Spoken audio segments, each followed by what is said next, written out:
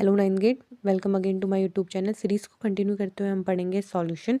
देखो सोल्यूशन पे एग्जांपल ले लो आप, कोलाइडियल सोल्यूशन। सोल्यूशन और colloidal solution is heterogeneous mixture. Heterogeneous पढ़ा था आपने कि आपके जो कंपाउंड होते हैं, आपके जो पार्टिकल्स होते हैं, सॉरी, उनको आप क्या कर पाते हो, ईजिली सेपरेट कर सकते हो। एक बाउंड्रीज होती हैं उनकी। अब बात करें टिंडल इफेक्ट की, can not be separated by ordinary filter paper. तो ये इसको जो है आप सेपरेट नहीं कर सकते हो ऑर्डिनरी जो फिल्टर पेपर होता है उससे। It may be transparent as transparent, और ये ट्रांसपेरेंट और ट्रांसपेरेंट होता है। एग्जाम्पल ले लो मिल्क ऑफ मैग्नीशिया, जिसको आप MgSO4 बोलते हो।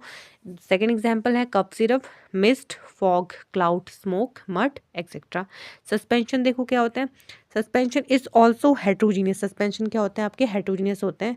टिंडल इफेक्ट होता है इनमें। इट्स में भी ट्रांसपेरेंट और ट्रांसलेट, और ये ट्रांसपेरेंट और ट्रांसलेट होते हैं। मे भी बोल रहा है शायद से। Separated easily by filter paper, filter paper से इजीली सेपरेट हो जाते हैं बिकॉज ऑफ लार्ज पार्टिकल्स, अपने लार्ज पार्टिकल्स की वजह से। एग्जाम्पल ले लो mixture of sand in water, mixture of chalk in water. Question number third है आपसे, बोला to make a saturated solution 36 gram of sodium chloride is dissolve in 100 gram of water. आपको एक सैचुरेटेड सोल्यूशन दिया हुआ है जिसमें 36 ग्राम ऑफ सोडियम क्लोराइड यानी कि NaCl आपका डिजॉल्व है 100 ग्राम ऑफ वाटर में, और टेम्परेचर क्या है आपका 293 केल्विन है।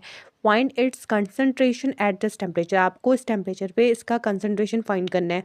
तो मास ऑफ सोडियम क्लोराइड कितना दिया है आपका 36 ग्राम, और आपका सॉल्वेंट कितना दिया हुआ है वाटर 100 ग्राम। और सॉल्वेंट जो रहता है आपका ज़्यादा क्वांटिटी पे होता है, सॉल्यूट आपका कम क्वांटिटी पे होता है। तो हमने सॉल्यूट और सॉल्वेंट पता है हमें। We know that mass of solution equal to mass of solute plus mass of solvent. Solution का मास निकालने के लिए हम सॉल्यूट और सॉल्वेंट के मास को क्या कर देते हैं, प्लस कर देते हैं। दोनों को प्लस करके हमारे पास आंसर आएगा।